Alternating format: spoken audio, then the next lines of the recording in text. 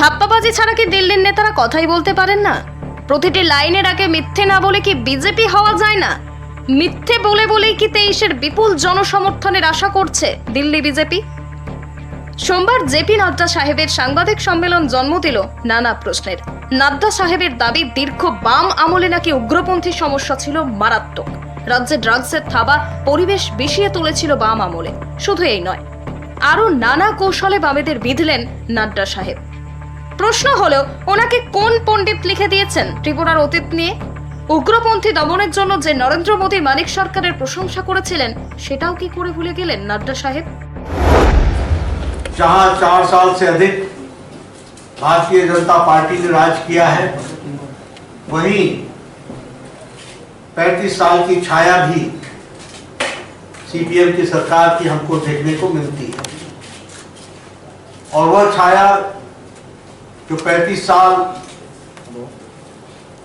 की सरकार ने कुछ भी महिलाओं के एम्पावरमेंट के लिए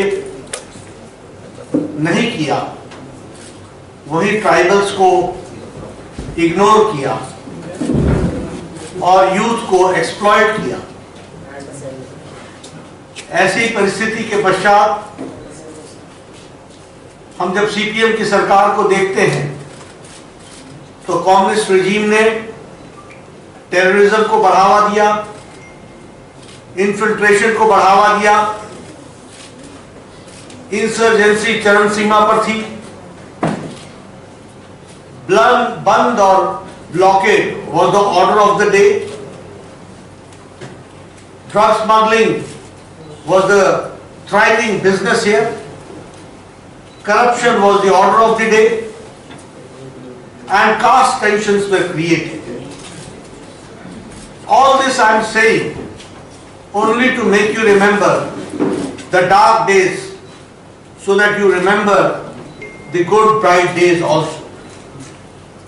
जब हम ये बात कहते हैं तो हम यह भी कहते हैं कि प्रधानमंत्री श्री नरेंद्र मोदी जी के नेतृत्व में जब यहां पर विप्लव जी के नेतृत्व में सरकार आई और जिसको आगे चल करके मानिक शाह जी ने संभाला, तो ऑल राउंड डेवलपमेंट यहां पर हुआ और अष्टलक्ष्मी स्वरूप त्रिपुरा का उदय।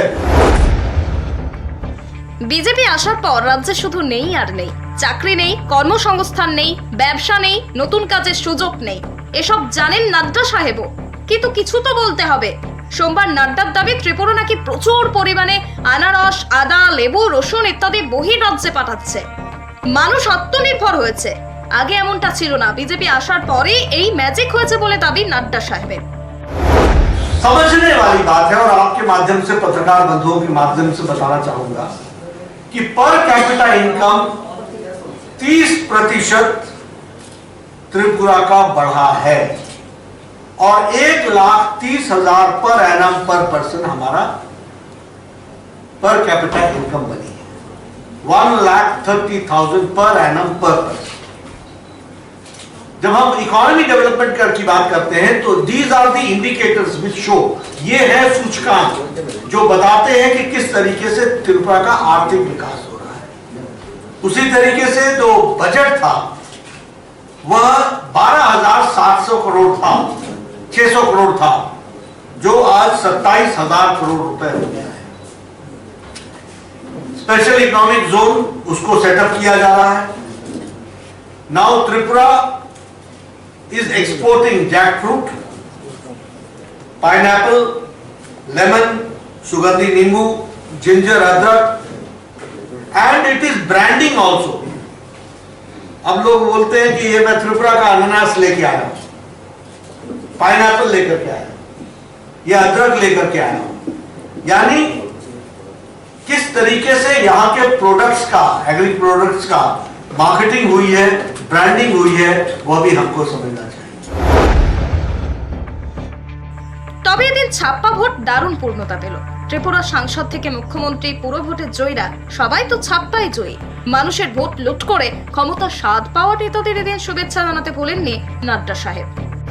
तरीके से अर्बन लोकल बॉडीज में 100% victory all urban local bodies are run by Bharatiya Janata party. इसलिए मैं त्रिपुरा की जनता को, भारतीय जनता पार्टी को राष्ट्र में, प्रदेश में, जहां आपने दोनों लोकसभा की सीट जिताई, जहां आपने विधानसभा में हमको बैठाया, जहां आपने हमको लोकल बॉडीज में बैठाया, उसके लिए त्रिपुरा की जनता को मैं बहुत बहुत बधाई देता हूं।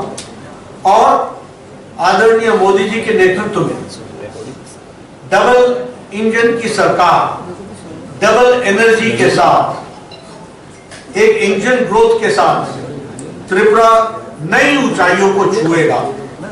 इसके लिए हम सब काम कर रहे हैं।